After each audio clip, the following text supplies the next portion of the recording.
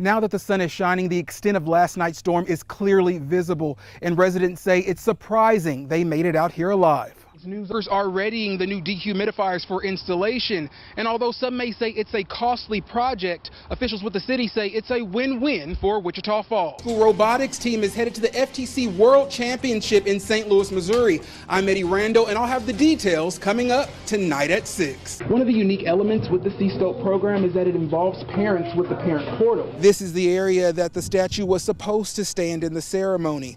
This is a place that honors and commemorates fallen Duncan soldiers that now remains empty. But health officials say the safest way to prevent getting sick is to get the vaccine. It was in this dance studio that Whitney got her start.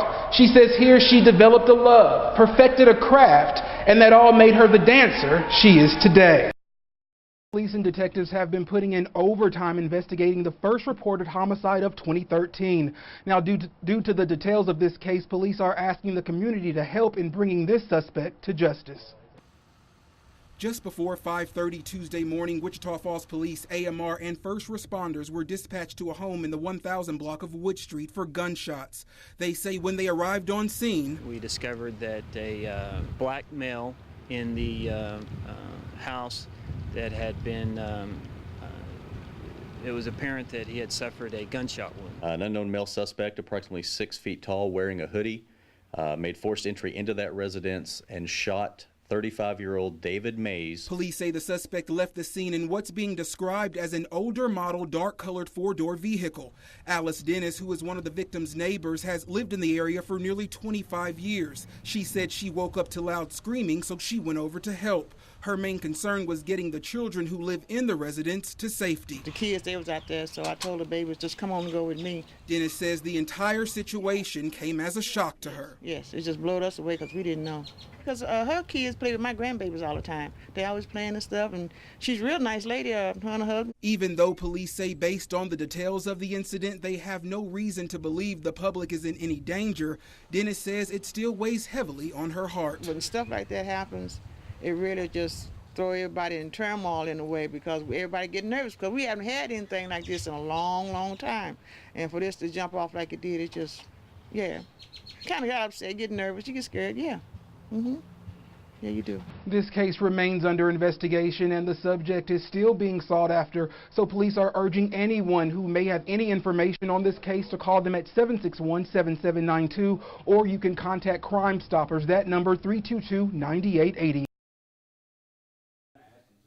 We live out in the country, some call us rednecks, and honestly, we're doing a lot of engineering, and with this here, that's a proven point. The Crow High School Redneck Engineering Robotics team is ready for the World Championship. They started building this robot in mid-September. We started 3-4 designs, didn't like what we had, tore it down, rebuilt, and we finally settled on one, and that's what we have now.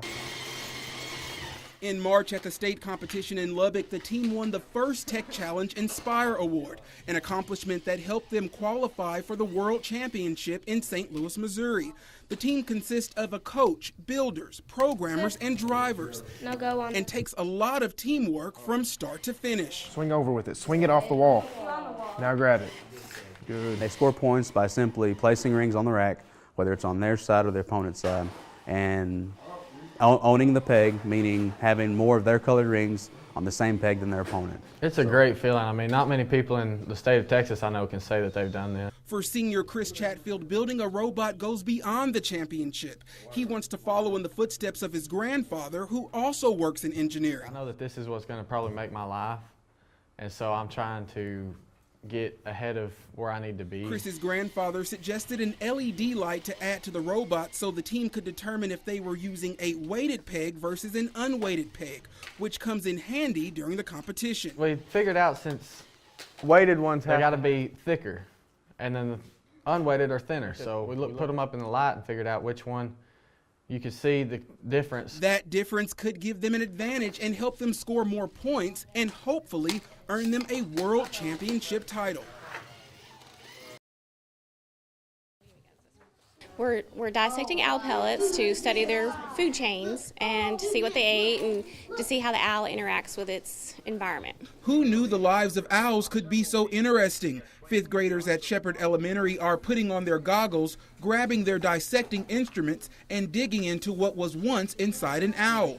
But before the dirty work begins, these junior scientists had to do their homework. First, we researched owls, and they learned about their physical characteristics, and they learned about their adaptations, how they're adapted to, eat certain types of food and with their claws and their talons and their beaks, and then they learned about their habitats and what they eat. And that's where the fun but dirty part of the lesson comes in. Length and width measured, massive owl poo calculated, and let the dissecting begin. What do you think that is? You don't live in the country. Looks like a bone. And what they found really got them out of their seats. Skulls? We have two. Dude, we have this huge bone. Look how tiny. Whoa! It's a jaw. I think this is a tooth. Sure. This one's a rodent. Which one's a rodent? This one. This one's my favorite. You can see the teeth. Rodriguez says it's these lessons that the kids look forward to, and she likes that it combines reading and writing with hands-on activities and discussion. It just makes learning more meaningful to the students. It just kind of brings it up close and personal. We found a skull. And they're able to construct their own understanding through the hands-on rather than just reading about it and writing about it. We can put it together because we still have the other two jaws. And we have two skulls. Eddie Randall, KFDX 3 News.